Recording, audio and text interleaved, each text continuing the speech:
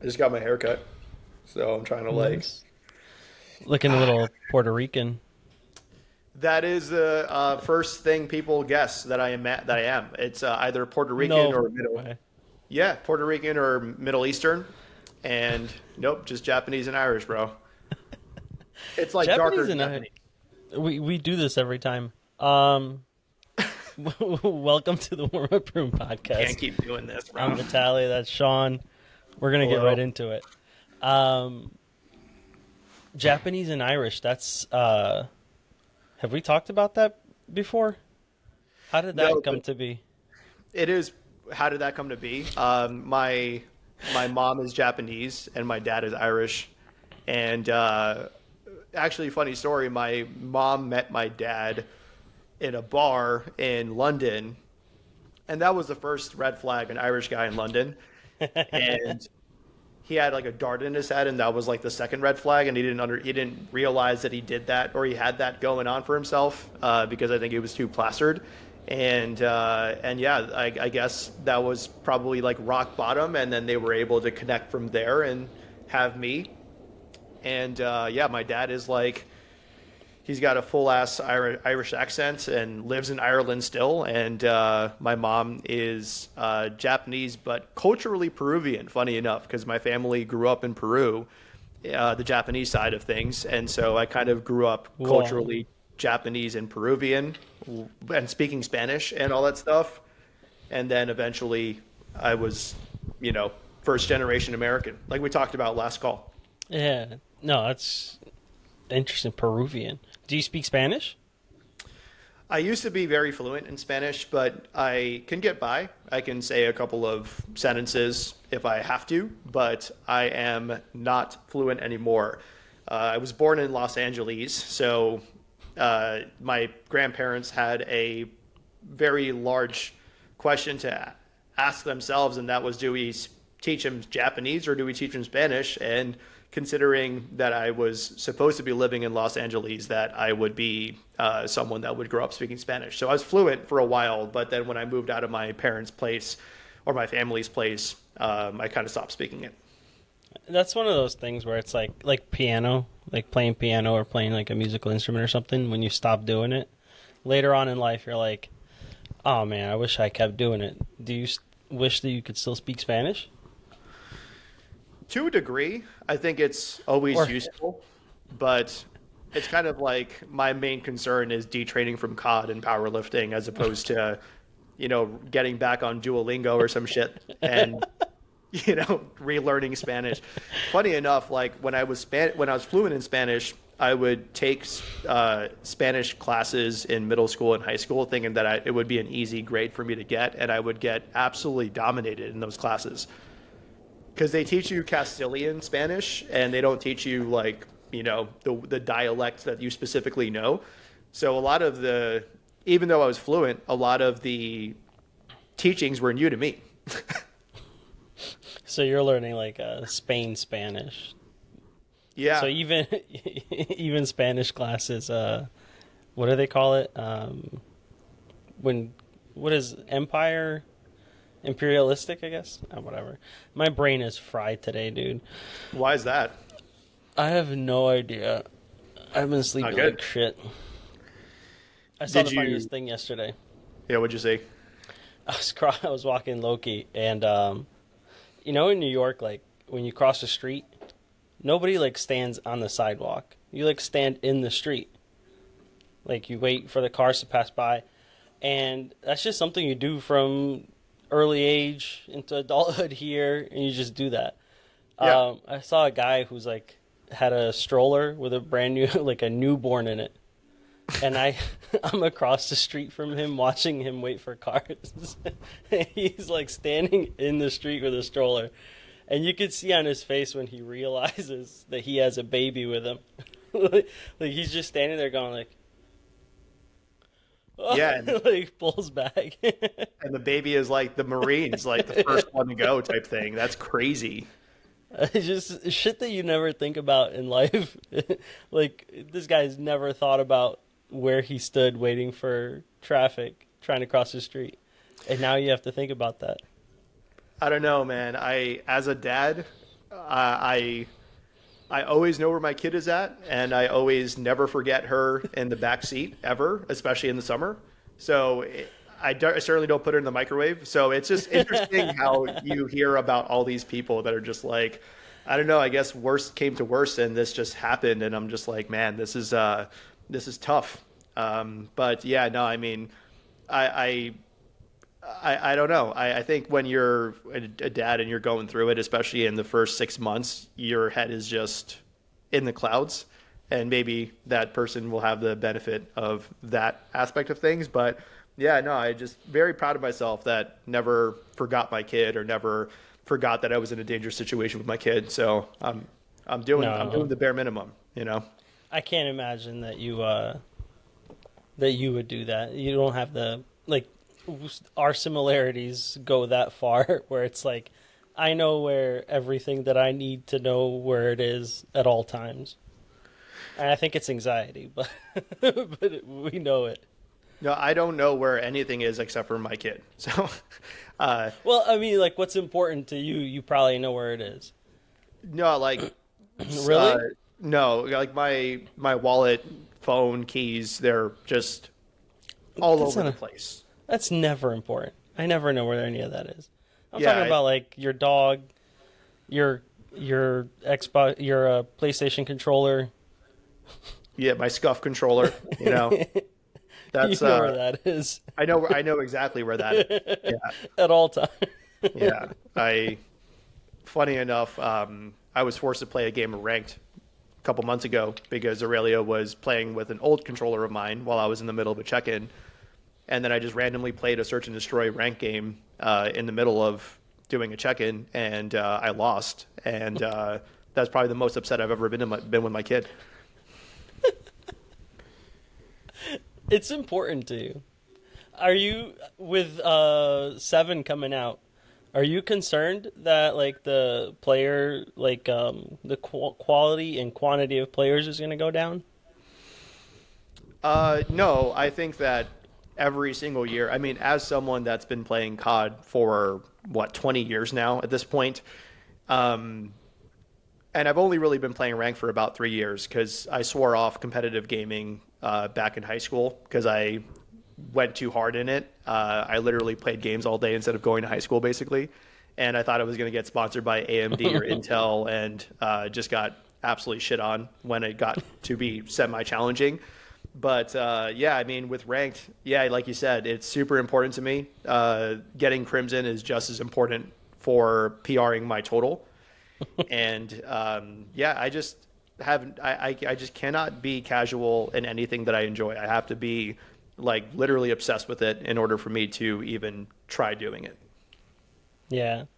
You know what I was thinking about the other day is like how we were talking about movies last episode and how like each like football, like basketball has like a theme to it.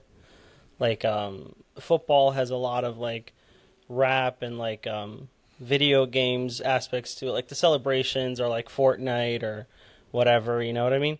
Yeah, And like powerlifting is sadly anime. Like that is our culture. And it's a little like you meet some people that are like, you know, you look by visually, they don't look like they'd ever even know what anime is. And they're like into the most hardcore, obscure animes.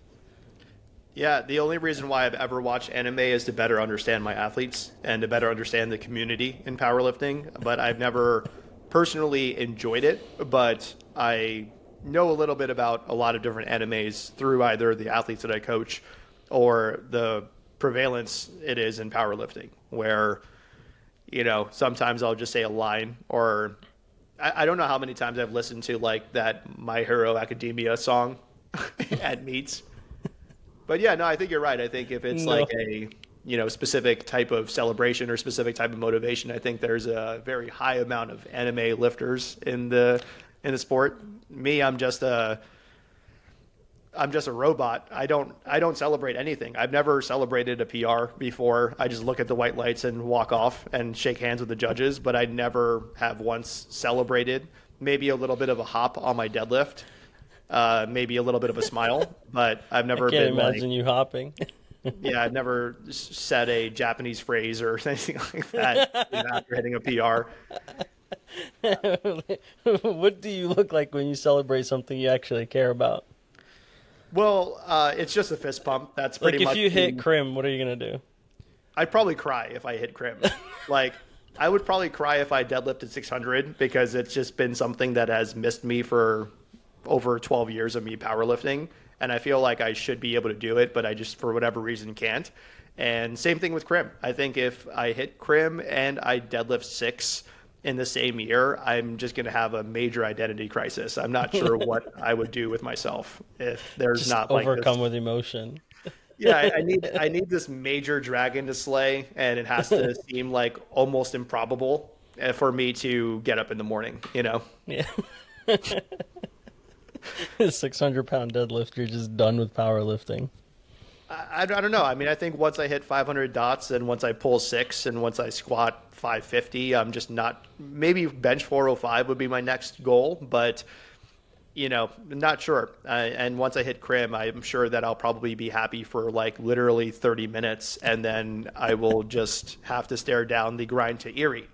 So, yeah, it's always disheartening whenever I hit a goal for me because it's mourning the memories and the motivation to hit that goal. And now I just know that the goal that I have in front of me is even more challenging. I miss that a little bit about, like, I don't know if I've ever had it, but I think I did at some point in life have that, where it's like you have a goal and you try to reach it. Like today, I'm gonna go lift today. There's no goal. Like even like winning like nationals, like as delusional as I am, like I feel like I can win it, but it's not like like I have to do this and I'm like thinking about it. I just don't have it anymore. I mean, I feel like I might have never had it. It's just like I just wake up to be alive, and then like lifting is just a thing in my routine. Yeah, it sounds like you wake up and you're just like, I can just do things, and you just do them until you go to sleep, and then you Yeah. just string them together. And I hate going to sleep, so I just do them until I'm like dead. Yeah, we could not. I mean, we have similarities in a lot of different ways, but we could not be any more different. Like, I know what I'm gonna do 3 days from now, from start to finish. I mean, I don't. Currently, I got laid off a month ago or something, and it's just like now I just have like 16 things that I want to do, and I just wake up and I do them. Like, there's nothing. There's no goal. There's like, even this podcast. It's like I just want to do it, and I want to do it for a while.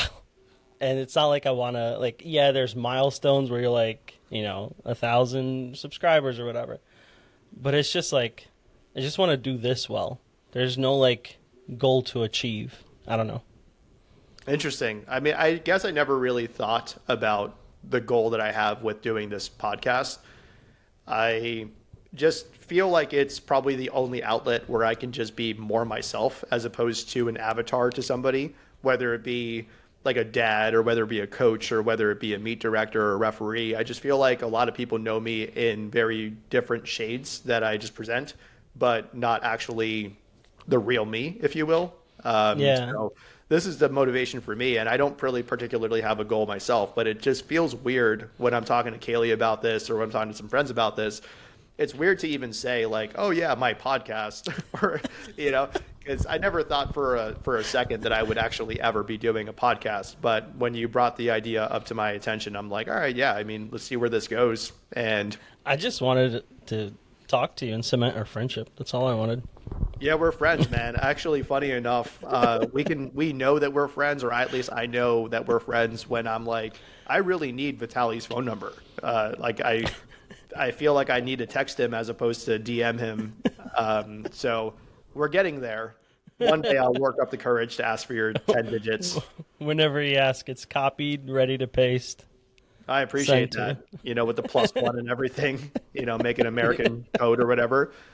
But yeah, no, I'm just like, yeah, I always get excited about these types of things, and I can tell I enjoy it because I don't feel absolutely destroyed by it. Like the worst part about my job is going to competitions, and that's only about 10% of my job. Yeah. I mean, I can imagine. I like the atmosphere and like I'm starting to like I used to think I'm like so introverted that I can't like stand people, but I think like I am introverted obviously, my energy isn't there, but like the atmosphere, I like being part of it. Once it becomes like the conversation part, that's when I'm like, okay, enough, like I need to go. But the atmosphere is fun. I like that. And I like being like when I was younger I had dreams of being an athlete. Like I wanted to do this. But I never had that outlet, never had that opportunity to do it. So this is kind of just my way of being in athletics, I Same here. guess. Yeah, I was someone that dabbled quite a lot in a lot of different athletics, whether it be baseball or soccer or BJJ slash MMA. I have that the reverse route of powerlifting where BJJ got me into powerlifting as opposed to BJJ got me out of powerlifting. But I was always like decent, but never like a standout in any of those disciplines. I'm still not even a standout as an athlete in powerlifting, but at least I can be a standout as a coach. But yeah, I mean, I think that for competitions, the one-on-one conversations I have with people is probably my favorite part of competition. But my least favorite part is just the overwhelming nature of what it means. Where how does your athlete do? It's kind of out of your control, and I'm a very big fan of control at the end of the day. Yeah. And you just the unknown and the heart racing while your athletes even doing their opener and just hoping that it all comes together is something that always stresses me out so much. In fact, the main reason why I take a vacation after nationals is not really because it's just a good time for me to take a vacation. It's just that I have to step away from powerlifting for like 7 days before I can get back into the swing of things. Yeah. Do you like figuring out your athletes? I guess not maybe like on a personal level, but more like how they work. Do you have like a workup, maybe not like a written one, but like maybe in your mind of each of your athletes of how they work and how they like get motivated and stuff like that?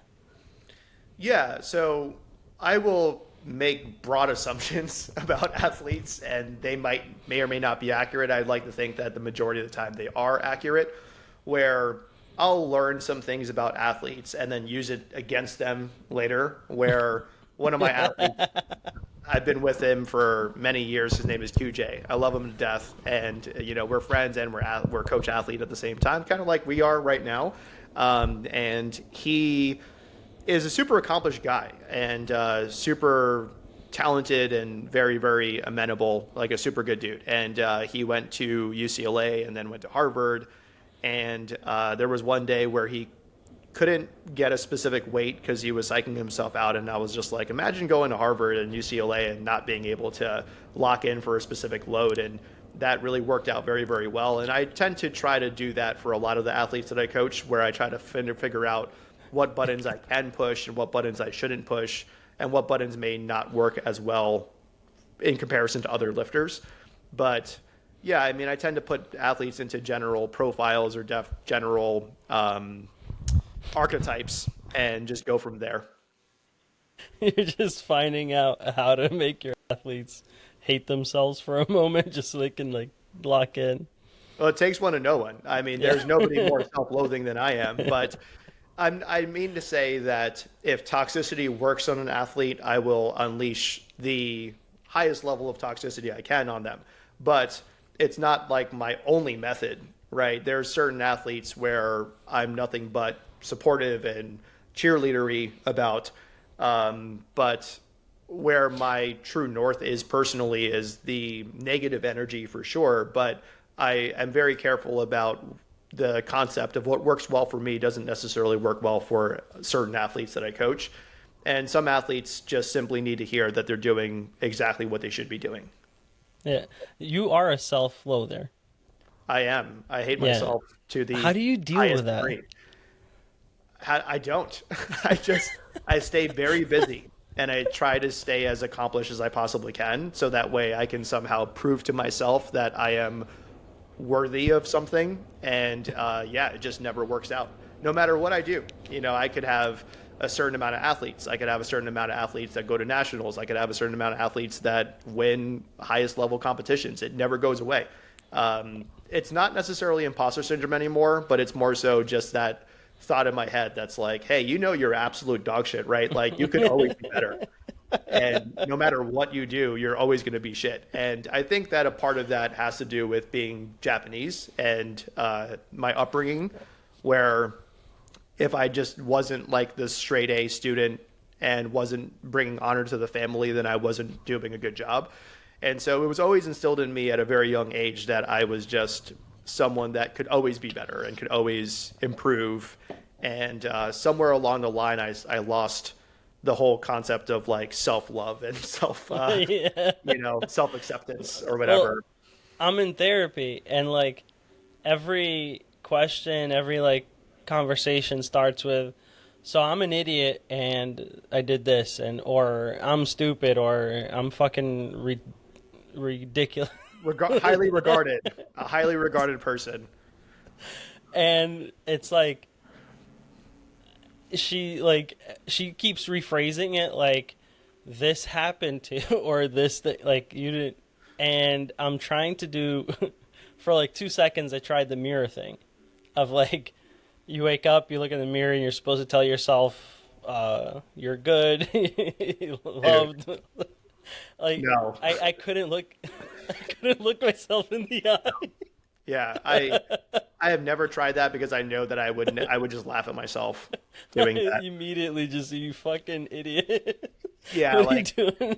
whenever someone says like, "Hey, you're doing a good job," or "You're worth it," or "I highly respect you," I'm just like, I don't believe it. I've never got the highly respect thing, but anytime anybody says it, I'm just like, okay, yeah, cool. Yeah, I don't know how to take a compliment. Like if I you think you're dumb if you tell me something good. right, Like you're I'm like, right, you're what's wrong. wrong with you if you think that I'm someone that's worth looking up to or worth respecting? You know what I mean? Just I don't know. I guess that's why a lot of my relationships have kind of dealt more so towards people that are hypercritical and hyper demanding, because I've always been someone that doesn't respond well to the kumbaya bullshit of, hey, like you're good enough and you're great right where you are. Because every time that someone tells me that, I'm just like, yeah, something's either wrong with you or you're trying to get something out of me. And either way, it's just not face value positive, Every time. no matter Every what. time I feel like you're trying to do something, you're trying to do something for yourself, I'm like it's kind of that battle of am I good enough, and this like it is trouble, it is a problem for sure. I feel like I think you found success obviously in doing what you're doing. But it's just like on a interpersonal kind of level, it's a problem. Cuz like I Yeah. can't, my only friends are people like me. That's it. There's no like bubbly people in my life. The only like positive person in my life is Sand. Yeah, same with me. Kaylee's like the only positive person that I will ever accept or tolerate in my life Complete because opposite of me. yeah, Just and I think like we've seen quite often where the most successful couples are typically very opposite or very yeah. polarized, right? Where you have like the golden retriever person and you have the black cat type of person. And I am certainly the black cat of the relationship. There's no doubt about that. I mean, whenever Rare. it's gotten to the point where like my neighbors know to not talk to me for an extended period of time, and that a lot of times if I'm by myself walking my dogs around the neighborhood, nobody will stop me to have a conversation because I will literally just continue walking. I will not stop and engage with you. I will just be like, I have a meeting to go to or I have something else to do.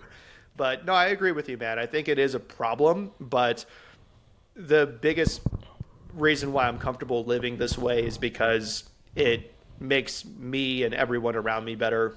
And I see myself as a giving tree where I can certainly coach someone into feeling like they are good enough, and I can certainly support my friends into feeling like they're good enough. But don't do that to me. Yeah. I'm trying to change it. Like for myself. I'm trying to be better. Like not better. I'm trying to find a way to find like things that I do like about myself and stuff like that. Just to give it a try. I I wish don't you nothing but the cuz best, man. I don't know if you suck. No, good luck. You know, I mean, I've tried it too, and it just doesn't work for me. And I think negative energy is just always going to be the thing that I use to fuel my body until I die an untimely death for sure. But, you know, because there's no way that this is like physically or emotionally or spiritually good for you, you know, but I just don't know if it's me that feels that way, like if that's like actually me, or if it's just like a lifetime of growing up in a Slavic household with like brutalist, grew up in USSR parents and like that family lifestyle. Like I don't know if that's just been beaten into me literally, or if that's just who I am and that's the way I operate. So I just want to try it out. Anyway, this took a very emotional turn. no, I mean, I'm the same way, dude. Like, I can't tell if it's because I grew up in a Japanese household and, you know, it was beaten into me, but at the same time, on one end, I think everyone has a responsibility to themselves to resolve the traumas that they've been through that help inform their perspective of their worldview. And especially if it's harmful to other people, whether it's like, you know, I struggle in romantic relationships or struggle in friendships because I can't naturally trust someone or can't naturally open up to somebody. And I'd rather be in a situation where people can see me in the way that I would like to present myself, and that's pretty much it. And a lot of times, my relationships are focused more on that person than they are focused on me.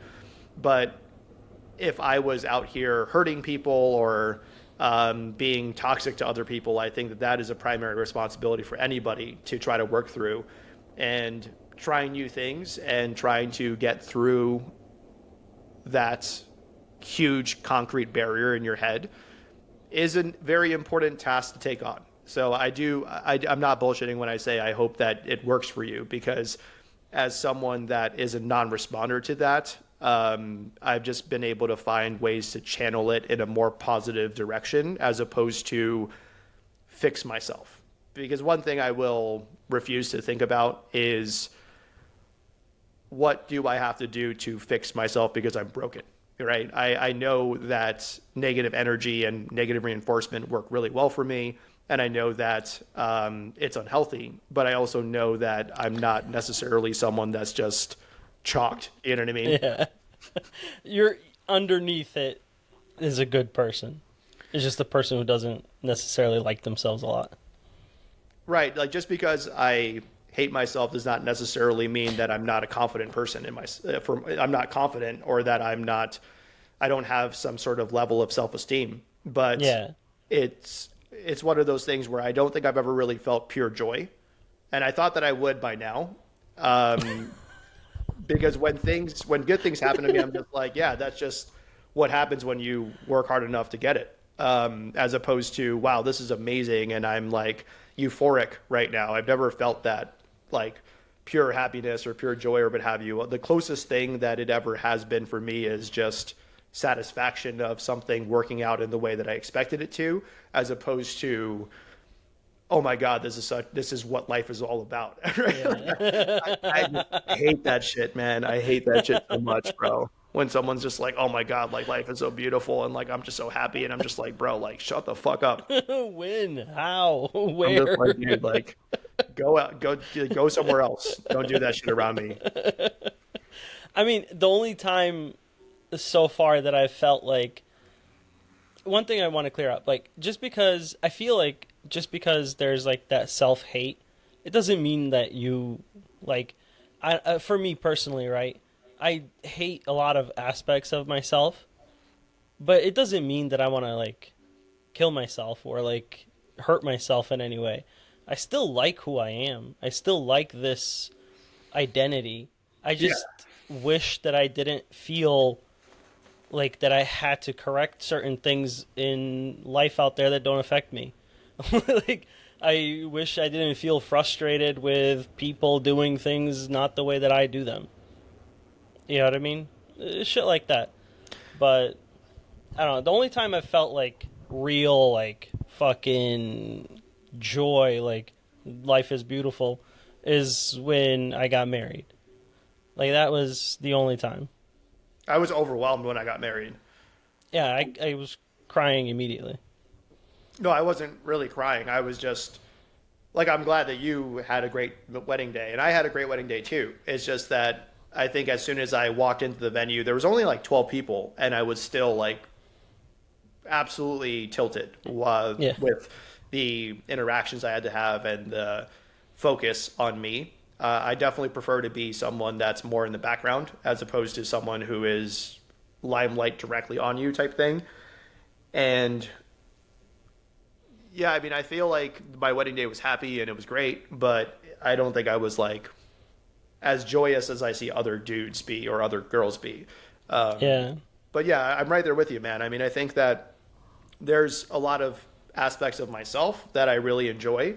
And I think a very big part of men's mental health specifically stems to the idea where can you put yourself in the right position to express what you're strong at as opposed to putting yourself in a position where you're coming from from a weakness where it just always reminds you that these are your shortcomings. Can you put yourself in a position to be successful and to lean on your strengths more? And I think that that really does a very good job at giving someone more of that confidence and more of that self acceptance because they are doing something that they enjoy and they're good at more often than they're doing something that they fail at. But I also think that failure is something that teaches me 2 times as fast as success does. I think success just makes me comfortable. And every time something bad happens to me, of course, I react in a very, very negative way and I spiral for the first day. But then after a day or two, I'm like, yeah, this is going to teach me a lot and it's going to force me to work even harder and improve upon something I never even thought I had to improve, you know? Success? Never heard of her. Um, uh, when we started this, I did not think that we would be talking about serious things. But if we're being honest, the truth is, in the warm up room, we talk about everything. So this is like right on brand with where we're at and what we're doing. And as we're like trying to find our way through all of this, this is exactly kind of like I didn't think it would get like real, but this is kind of exactly who we are. It's laugh and real. So Yeah. I mean, surface level stuff always pisses me off, man. When I have to talk about periodization for an hour, I'm just like, good Lord, like, who what are we doing cares? here? Tell me your traumas and your kinks and shit like that. Don't tell me like what your thought process is in your secondary squat. You know, I want to learn more about what makes you tick and what gears turn in your head to get you to a point where you're like this type thing. I don't know. I've just always been interested in like the soul of it as opposed to the process of it. But at the same Yeah. time, eventually we'll probably have to talk about mundane powerlifting topics at some point, but that will probably be like the last thing we talk about. Or like what we start running out of things to talk about. I think that's when we will be like, why don't we talk about Well, programming or something like that? I got one for you. No, we'll never talk about programming. This is not an educational program about powerlifting ever. It'll never be that. Far from One, it. one because I cannot. I cannot like I tried. Okay, I tried putting like let me make a video about how to do this thing. Like I know how to squat. I'm a very good squatter, right? Like and that's very hard for me to say, but I actually am a good squatter. And I tried to do a video, and the minute I started playing the edited version, I just like I cringed at myself. So it's a good video, but I just can't stand myself. Like this fucking guy who thinks he's an idiot is trying to teach somebody, and I deleted it immediately. I just threw it out, and then I went into my deleted photos and cleared out so it doesn't Just exist it's anymore. gone forever. Yeah, dude, I do the same thing. I think there's more posts that I write and finish than I actually post. I was Yeah. like, this is dog shit. No one's gonna like it. And the moment that I actually post it, it's like everyone generally enjoys it, but I'm just like, oh, it was just a one-off thing, and I'm just never going to post ever again. And I go through this cyclical phase where I start the year being like, I'm going to protect my peace and just focus on doing a good job. And then 6 months later, I'm like, I should be posting more. And then I post more. And then I have the ant trail stories. And then towards the end of the year, I'm like, I'm burnt out from this. And I'm going to just delete Instagram off my phone. And it's just every year, it's the same shit. I also do like the video check-ins for my athletes. And like first of all, by the way, I'm really good at powerlifting. but but You second, are. You are good at powerlifting. I'm but acknowledging it, but I'm not, oh, you're so good at powerlifting and you're the best ever mentality because I think that's only going to and I do like I know my athletes, I can teach them and everything like that. But when I do these video check-ins and we go over stuff, immediately when I'm done, I click send. Like I don't think about it because if I start thinking about it, I'm like, I said that thing, that was stupid. I said that, and like, I'm thinking about trying to go back and edit it. Immediately, I'm like, go, go, go, go, go, go. Gone. And then I don't have to think about it anymore. It's like, if I said something stupid, it's too late. They'll already have it. Yeah, that's why I have like a majority of my things on Rails. So there's maybe about 20 to 30% of actual original thoughts in check-in, where by the time we get through your check-in form and by the time we go into transitioning into videos and I talk about videos and stuff like that, a lot of it is all very, very similar. Where like you're saying the same cues for, 10 different people on the day.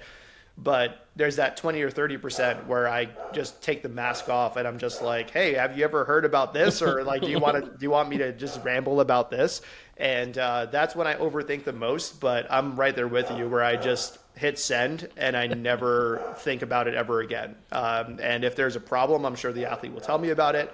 But when you send over those videos and you go a little bit like not too personal, but more so you are just more yourself than you usually are as a coach. Do you ever get athletes that celebrate that more often than not, or do you get like no commentary at all?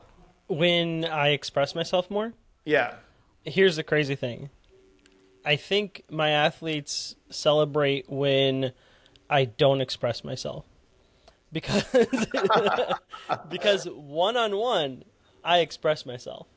I think that's one thing. It's like because you're doing these like 30 check-ins or whatever a day, and it's like gets repetitive, and you're just trying to get through them sometimes. With me, I like dive in every single check-in. I dive in, and it's like I feel like I'm talking to that one person. So it's like it's all expression. It's all kind of like explaining. It's kind of like conversational. So when I'm doing a check-in and like I send out a 7-minute check-in video, they're like, "Whoa, fuck yeah, like, I'm doing good." What is your average length of check-in video? It's like 30 minutes or some shit. No, not 30. I got it. I got it down to like 15, 18 minutes.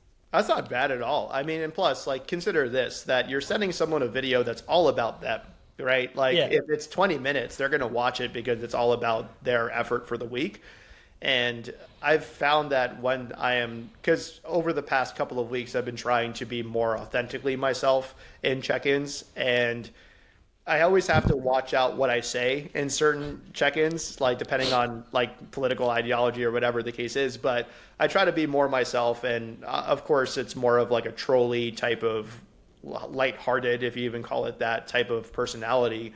But the biggest problem that I'm running into is that what would have been like a 7-minute check-in has now turned into like a 15-minute check-in. So it's kind of ruining my workflow trying to be more authentically myself as a coach and as a person.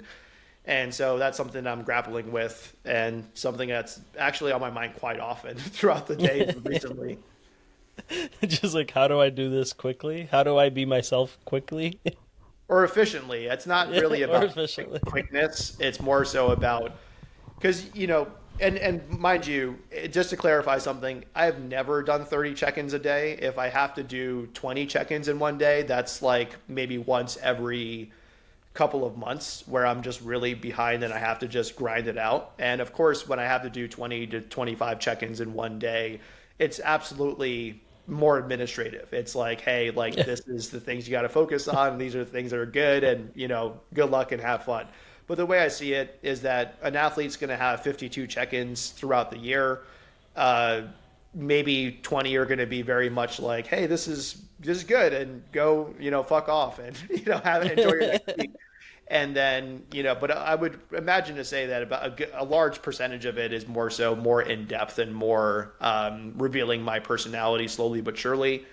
But, sometimes you just have to do what you have to meet yourself where you're at. Because I'm sure that when you're coaching or when you're at, when you're at your day job or your next day job or whatever, that some days you feel motivated to tackle everything, and some days you feel motivated to just do the very bare minimum. And the way I focus on that is just the average ends up being pretty good.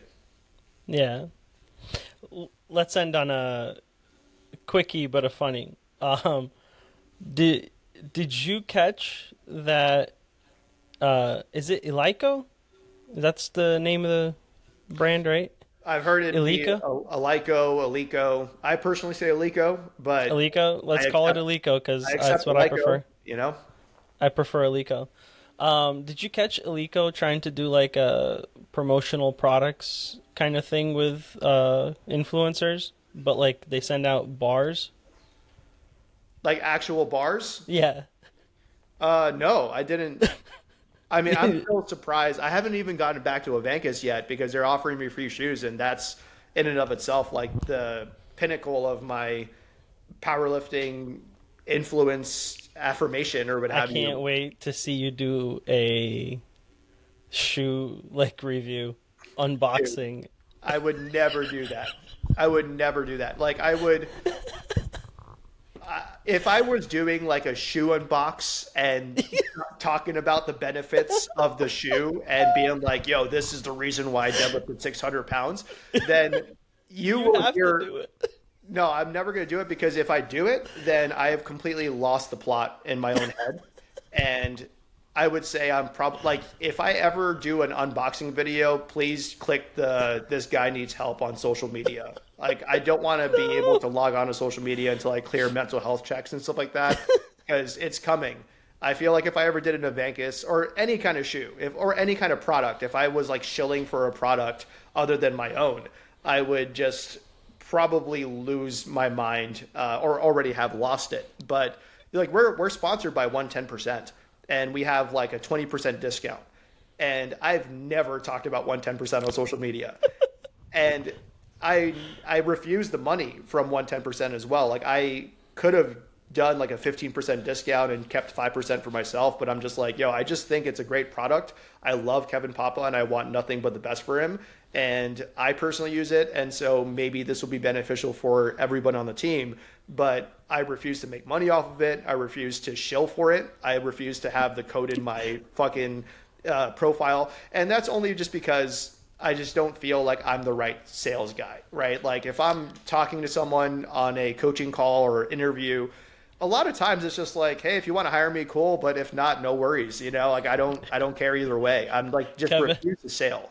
I refuse. Kevin Papa, if you want the podcast to do it, it'll do it. Yeah, the it would podcast be will shill. It would just be you. Just be like, yo, I'll say Sean is in on it. Like, yeah, I'll like have some filler words like, yeah, Kevin, like everything. Hit us up. Yeah. How much money? How much money? How much money to do an unboxing for Evankus? I cannot be bought. I cannot / I shan't be bought, bro. Like that's let's start the bidding at something nice. $10,000. Dude, 2-minute unboxing video. No, so funny enough, I would probably post something on my Instagram with unboxing like a scuff controller. Where I'm like, hey, this is so cool and check it out. But that's because I'm just wanting to let people into my personal life and my secondary pursuit, which is still intense, of grinding out Call of Duty and being like not dog shit at the game. But I will like post like, oh, I'm taking out the controller out of the box and this is cool and that's all good. But no one's really looking to me for gaming advice, and I'm not an authority in the gaming world. But if I'm an authority in powerlifting, if I say something is good, I want it to be unsullied with money and business. If it's good, it's good, and if it's shit, it's shit. And I want to have that freedom to always be able to do that. So if you like use the shoes, you would do a video, No, and you like them. no, dude. There's $30,000. there are no like there are like I will tell athletes like, hey, I like these shoes or I like this belt, but I'm not gonna post me like modeling. $30,000? No, I wouldn't do it. I can't do it.